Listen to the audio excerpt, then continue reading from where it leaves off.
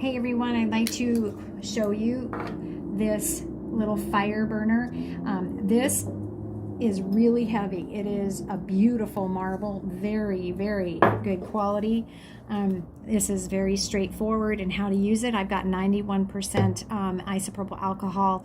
This alcohol is really old, folks, so I'm sure if you have a newer alcohol that it's going to give you even a better flame, but for demonstration purposes, this is what we're going to do.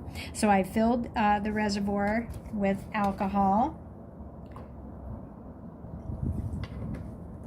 And you can put that in the marble base there. I have a little flicker to light it.